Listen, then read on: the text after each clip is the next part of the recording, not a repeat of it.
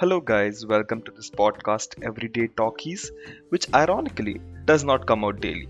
I am Anshul and I talk about random things to random people, majorly about life, perspectives, and thinking process. It's like an interview, or let's say more of a conversation with one or two guests about random topics that interest us. To be really honest, it's just a way to reduce my inhibitions in talking to people. So come join me and enjoy.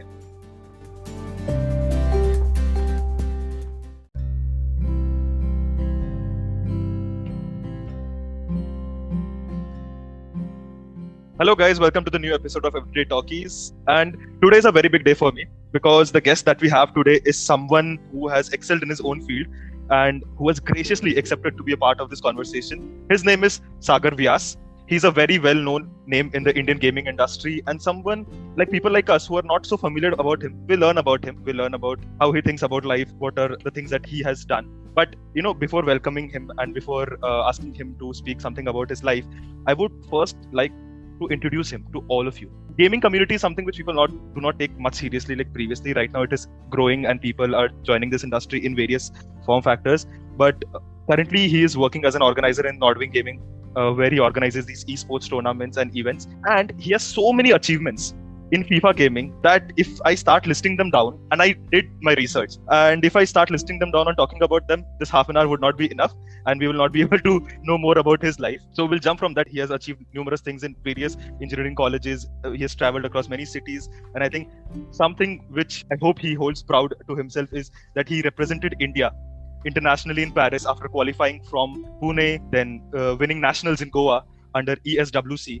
that is the Electronic Sports World Convention, and then representing India in Paris and finishing top 16. And I have heard small stories here and there from all the articles and all the interviews that he's given everywhere.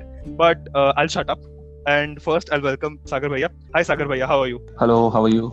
यार देख, पहली बात तो तूने अभी जितना भी बोला बहुत अच्छा बोला, ठीक है। बट मेरा एक सिंपल फंडा है हर बार के कि मैं इंडिया में रहता हूँ और मैं प्रेफर करता हूँ हिंदी में ही बात करने के लिए। एकदम एग्जैक्टली। एंड आज वही बात करेंगे एंड इससे और भी जन को जिसको भी इस गेमिंग की इंडस्ट्री के बारे में उतना पता नहीं उसको भी पता चलेगा। तो फर्स्ट ऑफ ऑल मेरे को ये बताइए, जो भी मैंने बोला आपके बारे में, क्या वो सही था? सही थी बट कम पड़ गई थोड़ी, क्योंकि मेरा नाम ही अगर सागर है तो सागर के बारे में इन्फॉर्मेशन कलेक्ट करना कितना बड़ा चीज है, मानो मतलब बहुत बड़ा होगा।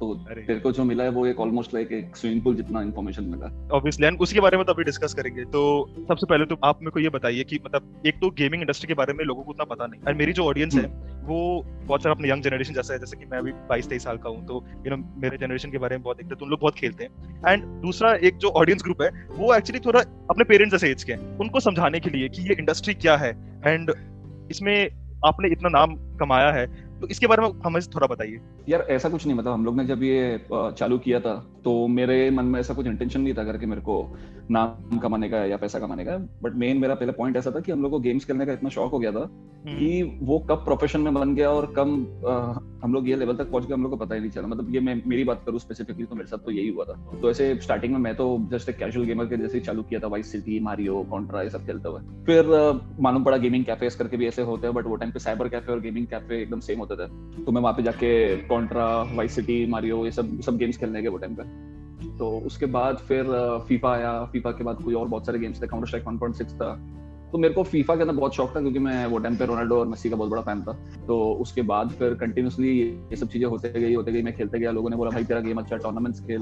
मैंने बोला भाई ये सब मेरे को नहीं पता टूर्नामेंट्स सब क्या होता है, बट ठीक है जाके खेलने गया। वहाँ पे खेलने के बाद जाके बोलता है कि मैं ऑलमोस्ट लाइक एक प्रो प्लेयर था वहाँ पे। तो सब लोग उसका ऑटोग्राफ ले रहे थे, फोटो खिंचवा रहे थे, सेल्फी ले रहे थे। तो मैंने बोला भाई कौन है? तो फिर मैंने बोला करके ठीक है चलो जाके देखते हैं अभी जो भी है। तो मैं उसके साथ बोला करके भाई मेरे साथ एक गेम खेल ले। तो एज यूजुअल जब आप एक टॉप पोजीशन पे रहते हो तो आपके पास एटीट्यूड बाय डिफॉल्ट रहता है। तो उसने मेरे को सीधा मुंह पे मना कर दिया और मैं टूर्नामेंट के अंदर मेरे ख्याल से सेकंड या थर्ड राउंड के अंदर ही हार गया। अच्छा।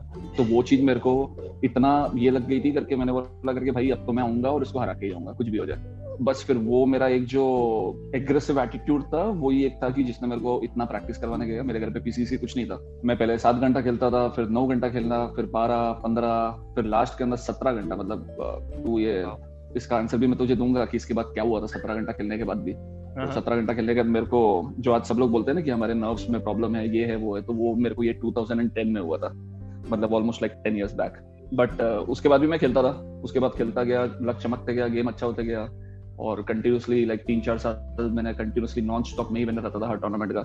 देन फाइनली वो एक दिन आया जब मेरे को इंडिया रिप्रेजेंट करने को मिला, और लकीली टचवुड आज भी मैं वही और कोई भी इंडियन आज तक कभी नहीं गया। सागर भैया, वो लास्ट सेंटेंस आपका कट गया था शायद नेट के कारण, एक बार आप क्या बोल रहे थे कि आप पहले इंडियन थे जो रिप्रेजेंट करने गए? So basically I was the first Indian कि जो इंडिया को रिप्रेजेंट करके पेरिस में ESWC टूर्नामेंट खेलने गया था। ऑसम। तो मतलब फर्स्ट इंडियन भी था, वो एक रिकॉर्ड बन चुका था ऑलरेडी।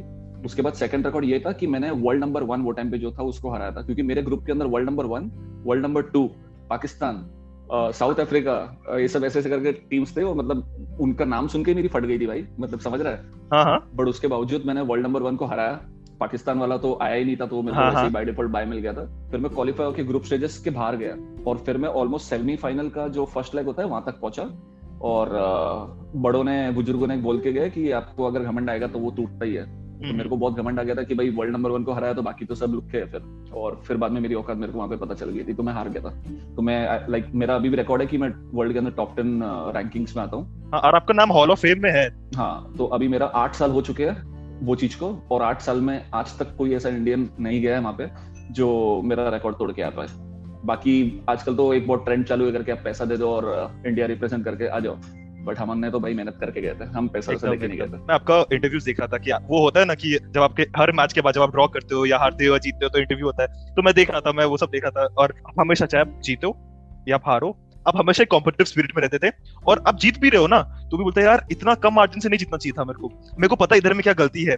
तो पहला चीज मतलब ये मेरे को बोलने का खाली एक ही मकसद था मेरा कि यूजुअली गेमिंग लोग सोचते हैं कि यार क्यों टाइम पास कर रहा है, सब लोग बोलते हैं कि यार ये कुछ है नहीं, बट गेमिंग हमें बहुत कुछ सीख देती है।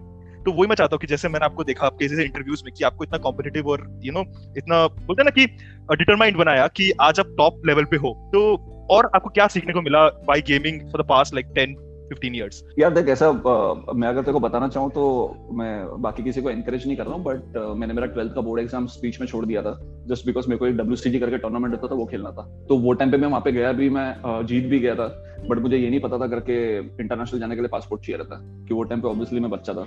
तो ये मेरा एक वहां से पोपट चालू हुआ था। उसके बाद ऐसी बहुत सारी चीजें जो मतलब मेरे को सिखाती गई कि आपको लोगों के सामने कैसे प्रेजेंटेबल रहना है, कैसे बात करनी है, कैसे बिहेव करना है, आपको क्या क्या दिमाग लगता है क्या नहीं लगता है। तो बेसिकली अगर मैं मेरे एजुकेशन के वाइज के हिसाब से अगर बात करूं तो मुझे नहीं लगता करके मेरे को दुनियादारी इतनी समझ में आनी चाहिए थी ये उम्र में, बट गेमिंग की वजह से मैं हजारों लोगों को मिलता था, इतने सारे लोगों के साथ इंटरेक्ट करता था, बहुत कुछ सारी चीजें होती थी। तो वो सब चीजों से मेरे को नॉन स्टॉप लेवल पे सिर्फ और सिर्फ सबक ही मिला, उसके अलावा और कुछ भी नहीं मिला। तो कोई भी चीज होती है मतलब आपको सीखने का मौका मिलता ही है, बट सीखना नहीं सीखना वो सब कुछ आपके ऊपर रहता है। अगर आप नहीं सीखना चाहोगे तो आप कभी आगे नहीं बढ़ पाओगे। और जैसे कि मैंने डिसाइड किया था कि भाई अगर मुझे कोई बोल रहा है करके नहीं कुत्ते की पूंछ सीधी हो सकती है, तो मैं उसको भी हाँ में हाँ कर लेता था। तो ऐसे करते करते हो गया, मतलब अभी तो थोड़ा PhD कर लिया अपन ने। नहीं वो एकदम, और मैंने आपको देखा भी है कि जैसे आप ना हम जहाँ पर भी जाते हो ना, आप हमेशा ये बोलते हो कि यार पहले पढ़ाई कर, है ना? एग्जैक्टली मेरा एक सिंपल फंडा यही है, क्योंकि आजकल आप कोई भी गेमर के पास जाओगे ना, वो आपको बड़े बड़े ज्ञान तो जरूर देगा कि ब्रो आप इतना प्रैक्टिस करो, ये करो, ऐसा एम पे प्रैक्टिस करो, ये करो। भाई तेरे को गेम पैसा देने वाला है क्या? तेरा घर चलाने वाला है क्या? नहीं ना। तो पहले कॉन्सेंट्रेट कर अपने पढ़ाई पे, क्योंकि हर एक बंदा एक्सपेक्ट मत करो करके सागर व्यास बन गया तो इसका मतलब ये नहीं करके आप भी बन जाओगे। वो 100 में से एक जन था जो तेंदुलकर बनता है। तो वो एक सिंपल सा फंडा इधर भी है कि अगर आप कंटिन्यूसली अगर वो चीज को अगर पढ़ाई पे ध्यान नहीं दे रहे हो और सिर्फ गेम्स खेलते जा रहे हो अपने पेरेंट्स के अगेंस्ट जाके, तो वो कोई भी सेंस नहीं बनता। आज भी मतलब मुझे लोग मैसेज करते हैं, उनके 4-5 साल के बच्चे जो PUBG मोबाइल खेलते रहते हैं, वो लोग बोलते करके भाई सागर भाई आप जाके उनसे बात करो, ये करो। मैंने बोला 4 साल के बच्चे को समझा के क्या समझाएगा कोई। तो बट ये सिंपल सा फंडा है करके पहले पढ़ाई करो, और पढ़ाई के साइड में आप गेमिंग करते रहो। जब आपका पढ़ाई हो जाएगा, आप खुद को 2 साल दो, 3 साल दो कि आप गेमिंग में कुछ कर सकते हो क्या, और फिर अगर आप कुछ कर सकते हो तो भाई देखो आज गेमिंग में इतना स्कोप है ना कि आप ग्राफिक डिजाइनर बन जाओ, आप वेबसाइट डिजाइनर बन जाओ, आपके स्कोप से स्कोप है। पहले तो कुछ भी नहीं था ऐसा, मतलब आज सेल्स में भी है, मार्केटिंग में भी है, प्रमोशन में है, हर फील्ड के अंदर मतलब आप MBA करके भी गेमिंग के अंदर घुस सकते हो। तो बट एटलीस्ट आप इन फ्यूचर जाके रिग्रेट तो नहीं करोगे अपना डिसीजन कि मैंने सिर्फ गेम खेलते खेलते मेरा टाइम वेस्ट कर दिया। सिर्फ गेमिंग बोल के आपके घर पे पैसा नहीं आएगा ना, और अगर सिर्फ बोलने से अगर घर चलता होगा तो फिर आज सब लोग चला लिए होते धर्मनगर। और नहीं मतलब यही बात है ना कि देखिए स्टूडेंट्स के लिए तो बहुत सही एडवाइस है, और आपका बात एकदम सही है कि यार पहले पढ़ाई करो, पहले अपना पैसा फ्यूचर देखो, उसके बाद साइड में करते रहो। बट सोचिए कि जैसे एक इंसान जिसने आप ये एडवाइस फॉलो किया, उसने पढ़ाई भी की, उसने की, जब सेटल वेटल हो गया, अब उसको चाहिए कि यार नहीं थोड़ा गेमिंग करना वो पैशन है, बट फिर भी ये जो मतलब ऑब्वियसली अपने पेरेंट्स जो है वो ऑब्वियसली इस इंडस्ट्री में उनको उतना जानकारी है नहीं, तो अब उनके लिए क्या बोलना चाहोगे, क्योंकि वो भी ऑडियंस है जो सुनती है पॉडकास्ट, तो उनके अब क्या बोलना चाहोगे कि उनको कैसे समझाना चाहोगे कि कैसी इंडस्ट्री है और सही इंडस्ट्री है? यार देखो, सही इंडस्ट्री तो है ना, सब इंडस्ट्री है, ऐसा कुछ भी नहीं है। मतलब आप आज के डेट में अगर कोई भी काम कर रहे हो, कोई भी काम छोटा नहीं है मेरे हिसाब से, ठीक है। तो अगर गेमिंग नहीं भी कर रहे हो और उनको जानना है ये गेमिंग इंडस्ट्री के बारे में, वो लोग सिर्फ 1-2 इवेंट्स में भी अगर आके देखेंगे करके एग्जैक्टली गेमिंग क्या होता है, तो उनको समझ में आएगा। जैसे मेरे पेरेंट्स को भी नहीं पता था करके व्हाट इज गेमिंग क्या है, मतलब मेरा बेटा जुआ खेल रहा है, क्योंकि गेमिंग अगर बोलते तो भाई स्पेशली मुंबई में तो ऐसे ही यूज होता है करके, भाई जुआ खेल रहा है कोई। तो जब तक वो लोग एक प्रॉपर इवेंट्स में नहीं आएंगे, ऑनलाइन देखेंगे नहीं, दिखाएंगे नहीं, क्योंकि देखो तुम जितना घर पे झूठ बोलोगे ना अपने पेरेंट्स को, जितना वो शक हर बार बढ़ते जाएगा और वो कभी भी तुमको अलाउ नहीं करेंगे। आज एक सबसे बड़ा प्रॉब्लम अपने इंडियन सीन में ये है करके, पेरेंट्स अपने बच्चों को सपोर्ट नहीं करते गेम्स खेलने के लिए। बट वो उसके पीछे का एक सबसे बड़ा रीजन ही यही है कि अगर घर पे झूठ बोल के जा रहा हूँ गेमिंग कैफे के अंदर खेलने के लिए, और कल को अगर उनको वो चीज मालूम पड़ती है, तो बस ये तो वही चीज हो गया ना यार, मतलब कि वो ऑब्वियसली वो भड़कने वाले है ही वो चीज के ऊपर। और यही अगर आप पहले ही उनको ये सब चीजें समझा दो करके, ऐसा ऐसा है, ये देखिए आप, आज मॉर्टल है, आज अंकित पंत है, आज इतने बड़े बड़े सेलिब्रिटीज लोग हैं जो गेमिंग के अंदर स्टार्ट से लेके अभी तक उन्होंने इतनी ऊंचाई तक हासिल करी है। तो मेरा भी एक कुछ स्कोप है, ये लोग जैसे स्ट्रीम करते हैं, मेरे को भी स्ट्रीम करना है, या ये लोग जैसे गेम खेलते हैं मैं भी खेल सकता हूँ। तो वो टाइम पे पेरेंट्स अपने आप खुद को सपोर्ट करेंगे। बट अगर आप झूठ बोल के काम करते हो तो भाई आपको पता है, एक झूठ छुपाने जाओगे 100 झूठ बोलना पड़ेगा, और उसका कंक्लूजन वही होगा कि मतलब वो रिजेक्शन ही होगा, वो हर बार नेगेटिव एटमॉस्फेयर ही बना हुआ रहेगा। तो मेरा तो सबसे बेस्ट यही है करके भाई, जितने भी बोल रहे हो सब कुछ सीधा मुंह पे सच बोलो। एक थप्पड़ खाओगे चलेगा, 100 थप्पड़ खाने से अच्छा। हाँ, ये बात तो एकदम सही है। जैसे अपना शुरू में जैसे इंडिया में ना उतना स्ट्रीमिंग का था नहीं, शुरू में सब गेम खेलते थे, एंड जैसा आप मतलब आपको वो साइबर कैफे से इंटरेस्ट आया, फिर आपने जिद्दी करके अपने घर वालों से कंप्यूटर मंगवाया क्लास 10 में, पढ़ा है मैंने। अच्छा रिसर्च किया। तो वो सब खेलते गए और आपको गेम के टुवर्ड्स पैशन था, और आप ये सब स्ट्रीमिंग आप सोचे नहीं, एंड आप खेलते गए और आप एक्सपर्ट बन गए, एंड अभी जाके आपने सोचा भी था बीच में स्ट्रीमिंग, फिर आपको मन नहीं किया, आप छोड़ दिए, ठीक है। बट ये जो नया स्ट्रीमिंग का इंसर्जेंस आया, ये आपको कैसा लगता है कि गेमिंग इंडस्ट्री के लिए is it good, does it give a new platform को, क्या ये इंडस्ट्री को बड़ा करेगा या आपके हिसाब से ये थोड़ा इम्प्योर कर रहा है इंडस्ट्री को? यार देख, पहली बात तो ऐसा नहीं था कि मेरा मन नहीं हुआ था स्ट्रीम नहीं करने का, मेरा स्ट्रीम करने का बहुत मन हुआ था और मेरे बहुत सारे प्लान्स थे। बट वो जो समझदार है वो समझ जाएंगे कि मैं स्ट्रीम क्यों नहीं कर पाया, तो उसके पीछे एक बड़ी लंबी स्टोरी है, वो रहने दो उसको। सेकंड बात जो तेरी बात पे आया कि आज स्ट्रीमिंग की वजह से कितना फायदा हो रहा है इंडियन गेमिंग को, तो मैं तुझे बोलूंगा करके ऑलमोस्ट 80% फायदा हो रहा है। बिकॉज इससे क्या हो रहा है करके, जो रीच है, विजिबिलिटी है, वो बहुत ही ज्यादा वास्ट होते जा रही है। तो जिन बंदों को गेमिंग पता भी नहीं है, तो वो लोग भी कभी कभी ये सब देखते हैं करके भाई गेमिंग। आज मतलब मेरे ऐसे बहुत सारे दोस्त लोग हैं जिनको पता भी नहीं था मैं क्या कर रहा हूँ मेरे लाइफ के अंदर, तो आज वो लोग मेरे को मैसेजेस भेजते रहते हैं, भाई ये देख पबजी, ये देख ये देख। मैंने बोला भाई यही चीज मैंने तुमको 12 साल पहले बताई थी, आज वो तुमको पता चल रही है करके वो चीज क्या है। तो हाँ, स्ट्रीमिंग कहीं ना कहीं बहुत अच्छा एडवांटेज भी रहा है, एट द सेम टाइम बहुत बड़ा डिसएडवांटेज भी रहा है, क्योंकि एक टॉक्सिक प्लेयर बहुत सारी चीजें बर्बाद कर देता है। तो मैं ये नहीं बोलता करके गाली देना टॉक्सिक है, बट हाँ इसमें बहुत सारी चीजें हैं। अगर वो चीज को अगर अपन साथ में कंप्लाई करे करके, भाई मैं नेगेटिव कोई प्लेयर के बारे में बोल रहा हूँ, बिन मतलब का कंट्रोवर्सीज क्रिएट कर रहा हूँ, ये सब कर रहा हूँ, जो कि मैं खुद भी करता हूँ, मैं डिनाई नहीं करूंगा, मतलब मैं करता था एक्चुअली। सो बेसिकली ये 31st को मेरे को 1 साल हो जाएगा कि Sagar Vyas has not got into any kind of controversy in like 20 years। तो स्ट्रीमिंग 80% मेरे लिए बहुत फायदा कर रहा है इंडियन गेमिंग कम्युनिटी के लिए, एंड 20% थोड़ा नेगेटिव इम्पैक्ट भी रखता है, और वो सब जगह होता ही है यार। मतलब देयर इज अ स्टाइल, मतलब मेरा भी खुद का है कि मैंने कभी पॉजिटिव कंट्रोवर्सी करके फेमस नहीं हुआ है। मैं जब भी नेगेटिव कंट्रोवर्सी किया हूँ, जब भी मैं पिक्चर में आया हूँ, तो या sometimes negativity publicity is also good. यार कुछ कर सकते नहीं उस चीज का, बट ठीक है। अभी थोड़ा अपने ना आपके बारे में तो लोग यार कई बार ही पढ़ सकते हैं, मेरे को तो ये जानना सबसे पहले पता है, मैंने ट्रूली मैं आपके बारे में तो जानता था, मेरे को तो प्रशांत आपको जानता ही, उसे पता चला कि आपके बारे में, फिर मैंने रिसर्च किया, बट मेरे को नॉटविन गेमिंग पता था, एंड मैंने उसकी एक स्ट्रीम देखी थी रिसेंटली। उसने एक इवेंट ऑर्गेनाइज किया था फॉल गाइस का, जहाँ पर इतने सारे स्ट्रीमर्स आए थे यूट्यूब के, एंड तब मेरे को वो इंडस्ट्री के बारे में पहला पता चला। एंड उसी से मेरा एक सवाल आता है कि इंडिया में मोबाइल गेम से वो रिसर्जेंस आया स्ट्रीमिंग के साथ, पबजी, COD मोबाइल, एंड अभी ये सब जो छोटे मोटे गेम्स आ रहे हैं, एंड ऑब्वियसली अपने एवरग्रीन गेम्स तो हैं, CS:GO, FIFA। तो आपको क्या लगता है और कौन से गेम्स है जो will be incorporated in a truly esports gaming industry tournament style? यार मैं अगर तुझे बोलूं ना कि ये अपना जो गेमिंग के जो गेम्स है ना, वो ऐसा नहीं है एक स्पेसिफिकली कहीं होल्ड हो जाते हैं, ऐसे बहुत सारे गेम है, सबका टाइम आता है, ठीक है। जैसे रणवीर सिंह का भी अपना टाइम आया था, तो वैसे ही बाकी गेम्स का भी आता है। जैसे डोटा एक टाइम पे बहुत बड़ी गेम थी, आज इंडिया में उसका नामो निशान नहीं है।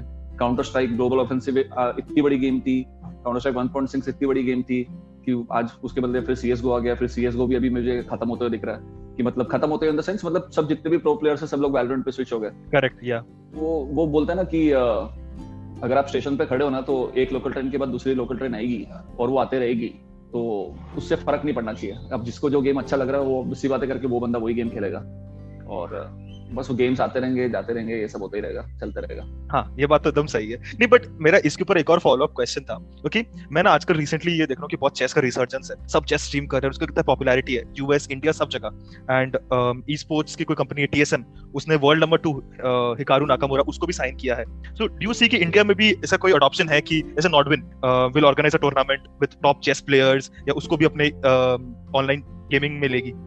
देख होने को कुछ भी हो सकता है यार, मतलब ऐसा कुछ नहीं है कि मतलब गेम्स नहीं आएगा उसके अंदर। अब मेन पॉइंट ये है करके, अगर जैसे अमोंग अस करके गेम आया था, करेक्ट, हाँ, मेरे हिसाब से वो इतना कुछ ये गेम नहीं था, बट अभी उसका क्योंकि वैलोरेंट आया था, सब लोग सीख रहे थे और लॉकडाउन चालू था तो सबको टाइम पास करने का था, इसके लिए अमोंग अस वो टाइम पे थोड़ा अच्छे हिट्स पे चले गए और लोग खेलना चालू कर दिया।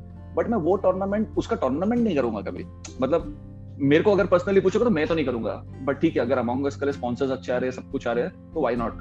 तो अगर स्पॉन्सर्स अगर वो सब कुछ आ रहे हैं उसके अंदर, तो फिर तो कोई प्रॉब्लम ही नहीं है ना। जब तक अगर कल को अगर वो गेम का डाउनलोड से नहीं है या स्पॉन्सर्स ही नहीं आ रहे, ऐसा कुछ हो ही नहीं रहा, तो मैं वो गेम को कंसीडर नहीं करूंगा, भले वो कितना भी अच्छा गेम हो जाए। समझ सकते हैं, मतलब ऑब्वियसली। और ये सिर्फ मेरे व्यूज है, ये मैं ना ही तो कोई कंपनी के बिहाफ पे बात कर रहा हूँ, ना ही तो किसी के, नहीं, ऑब्वियसली, हाँ, माय पर्सनल व्यूज। हाँ, एकदम समझ सकते हैं। तो अभी जैसे आप इवेंट ऑर्गेनाइज करवा रहे हो, तो how is it different than when you were a proper gamer, when you used to go into tournaments every day to play games, और अभी आप behind the scenes रह के आप ऑर्गेनाइज कर रहे हो, कितने सारा चीज मैनेज करना पड़ता है, तो how is that life different अभी? भाई दोनों में जमीन आसमान का फर्क है ना। पहले आपको गेम खेल के जीतना पड़ता था, बेस्ट रहना पड़ता था, बहुत सारी चीजें मेंटेन करके रखनी पड़ती थी, फिर 10 बार कंटिन्यूसली ये करने के बाद में फिर आपको बोलते ना कि कहीं एक अपॉर्चुनिटी मिलती थी करके, आप महीने में एक बार कोई एक टूर्नामेंट जीत रहे हो, जरूरी नहीं है ना करके आप हर बार वो टूर्नामेंट जीतोगे। तो बस वो एक पॉइंट था, बट अभी पूरा सिस्टम पूरा डिफरेंट हो गया। अब इसके अंदर कैसा हो जाता है कि भाई इतना खेल लिया, सब कुछ कर लिया, तो तू क्या एक्सपेक्ट कर रहा था करके मैं सिर्फ मेरे लाइफ के अंदर सिर्फ एक 10,000 रुपए टूर्नामेंट खेल के जीतूं, उसके अंदर से भी टैक्स काटेंगे, या 5,000 रुपए जीतूं उसके अंदर से भी टैक्स काटेंगे। और मैं तो ऑल ओवर इंडिया जाता था टूर्नामेंट खेलने के लिए। तो अगर मैं चेन्नई जा रहा हूँ तो चेन्नई के अंदर 5,000 रुपए का एक टूर्नामेंट होस्ट होता था हर साल, ठीक है। मैं वो खेलने के लिए जाता था और मेरा खर्चा होता था 20,000 रुपए। तो अगर मैं जीता भी तो वो 5,000 रुपए मुझे एक महीने के बाद में मिलता था। करेक्ट। और मैं अगर हारा तो बात ही खत्म हो गई। तो वो मेरे लिए बहुत यूजलेस था, और यही एक सबसे बड़ा रीजन था मैंने वो टाइम पे गेमिंग छोड़ दी थी। अच्छा। कि मेरे को ये बहुत यूजलेस लगा था। फिर बाद में मैंने कॉल सेंटर ज्वाइन किया, मैंने कॉल सेंटर पे ऑलमोस्ट लाइक 1.5 साल काम किया। फिर 1.5 साल के बाद मुझे ऐसा लगने लग गया करके भाई मैं ये करने के लिए तो नहीं आया था ना ये चीज में। मैंने जब इतना मेहनत गेमिंग में किया है तो इट्स ऑब्वियस कि मतलब मैं गेमिंग में ही कुछ करूं। मैं ऐसा नहीं करके सीन के बाहर चले गया था, मैं था बट नहीं के बराबर था। फिर मैं रिटर्न आया, then there was this company called Red Gear जो पेरिफेरल्स बेचती है, सब माउस कीबोर्ड ये सब। मैं उनको ज्वाइन किया, मैं उनके साथ as a marketing head join किया, क्योंकि अब वो टाइम पे मेरे बहुत कॉन्टैक्ट्स अच्छे थे, सब कुछ थे, और मैं इंडस्ट्री में थोड़ा फेमस भी था फीफा की वजह से। तो उन्होंने मेरे को एज अ मार्केटिंग पर्सन लेके मुझसे सेल्स करवाया, मुझे बहुत सारी चीजें सीखने मिली वहाँ पे। फिर उसके बाद मेरे को एक और एक अपॉर्चुनिटी मिली करके, मेरा खुद का ही एक दोस्त है संकेत शाह, तो उसके साथ उसने मेरे को बोला करके भाई दूसरे के पास काम करने से अच्छा मेरे साथ काम कर ले। Then I joined Circle Gaming, और सर्कल गेमिंग ने मतलब मेरा पूरा लाइफ चेंज कर दिया था। जो संकेत और मैंने जो काम किया था, तो संकेत की अपॉर्चुनिटी की वजह से मैंने पूरा मार्केट में फाड़ दिया था। मतलब मैं ऐसा सेल्स करने लग गया था कि मतलब कोई एक नॉर्मल जिसने सेल्स की पढ़ाई भी की होगी ना, वो बंदा भी मेरे सामने फेल था, क्योंकि मेरी मार्केटिंग और मेरी सेल्स की टेक्निक बहुत ही यूनिक थी। फिर मैं था उसके पास 2-2.5 साल तक था मैं। देन मुझे नॉर्डविन गेमिंग से ऑफर आया, तो फिर मैंने फटाक से हाँ बोल दिया, क्योंकि वो एक सबकी ड्रीम कंपनी होती है। बट अनफॉर्चुनेटली वो वाला एरा भी एक अभी खत्म हो गया। अच्छा, नहीं बट वही ना, लाइफ एक फुल सर्कल है, क्योंकि इनिशियली जब आप जीते थे तब ESWC आई थिंक नॉर्डविन ही ऑर्गेनाइज करती थी, और आप अभी उसमें काम कर रहे हो। जो मुझे ESWC में लेके गया था ना, वो भी नॉर्डविन ही था। ओह अच्छा। हाँ, मतलब वो नॉर्डविन का ही इवेंट था। अक्षत राठी जो मेरे बॉस है अभी, वो ही मुझे वहाँ पे सबसे ज्यादा इंकरेज कर रहे थे, सबसे ज्यादा ये कर रहे थे। और उसके बाद फिर आज मतलब 2 साल पहले मेरे को अपॉर्चुनिटी मिली करके मैं उनके साथ ही काम कर रहा हूँ। उनसे बहुत सारी चीजें मेरे को सीखने मिली। मतलब लाइफ में बहुत सारे लेसन होते हैं ना, जो मतलब आप एक एमेच्योर जैसे काम करते हो और बाद में फिर ऑल ऑफ अ सडन आप एकदम प्रोफेशनल बन जाते हो काम करने के तरीके में। बट अनफॉर्चुनेटली बोलते हैं ना, ये जर्नी मेरी सिर्फ 31 दिसंबर 2020 तक रहेगी, बिकॉज उसके बाद I am joining a new company which I will disclose very soon. Oh nice. ये थोड़ा सा ये मतलब ट्विस्ट है, मतलब कोई एक्सपेक्ट करेगा नहीं, और मेरे ख्याल से तेरा एक फर्स्ट पॉडकास्ट है जिसके अंदर मैं ये चीज डिस्क्लोज कर रहा हूँ। एक अच्छा चीज है, वो भी मेरे मुंह से निकल गया गलती से। गाइस अगर आपको एकदम लेटेस्ट न्यूज़ इधर ही, बट ऑब्वियसली भैया को फॉलो करिए, और मैं ऑब्वियसली लिंक सारा डाल दूंगा डिस्क्रिप्शन में, उधर ही भैया रिवील करेंगे। और ये बताइए कि एकदम लास्ट क्वेश्चन आपसे कि लॉकडाउन कैसा चल रहा है? भाई मैं लॉकडाउन हो या नहीं हो मेरे को उससे फर्क नहीं पड़ता। There is a difference between professional and personal life. Correct. मेरा जो काम करने का है टाइम, मैं वो टाइम पे काम करता हूँ।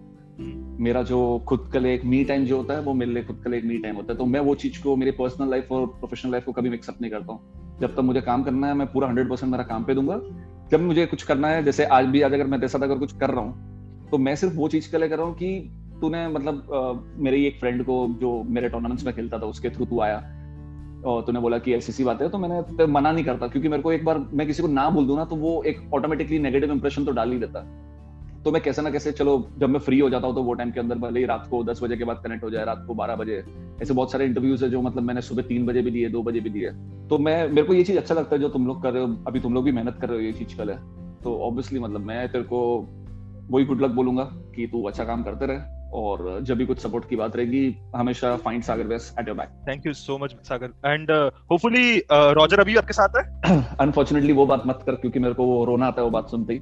अरे यार, क्योंकि मेरे को रॉजर को किसी को देना पड़ा, क्योंकि बहुत सारे इश्यूज थे, क्योंकि मैं बहुत ट्रैवल करता हूँ और मेरे पास बिल्कुल भी टाइम नहीं रहता है। प्लस वो स्टार्टिंग में लेने के टाइम में मेरे को सब कुछ सही लगा था कि हाँ चलो मैनेज हो जाएगा सब कुछ, बट अगर मैं मुंबई में रहता और मेरे मुंबई से ही अगर मैं काम करता रहता तो शायद रॉजर साथ में होता। बट ठीक है, but wherever he is right now he is more than happy, मतलब मेरे साथ तो ज्यादा ही हैप्पी है, क्योंकि he has gone to Canada.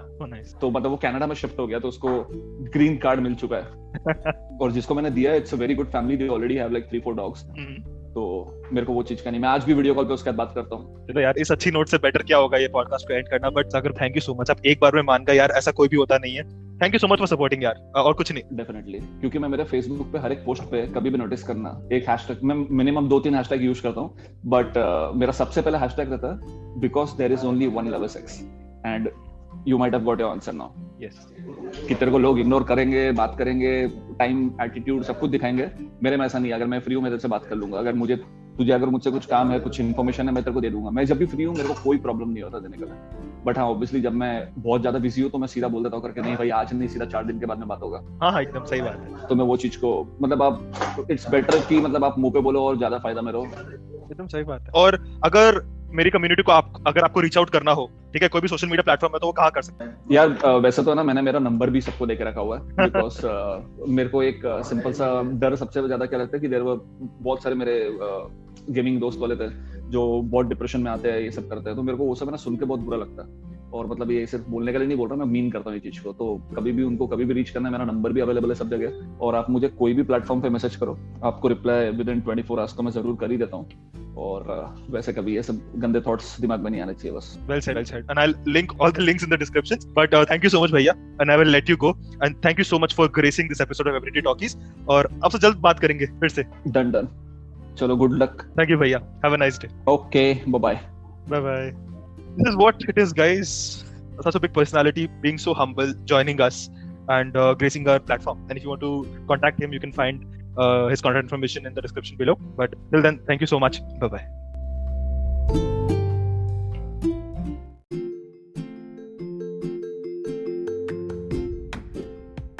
Thank you to all the listeners. I'll catch up with you again soon with someone new and lots of interesting discussions. So, bye.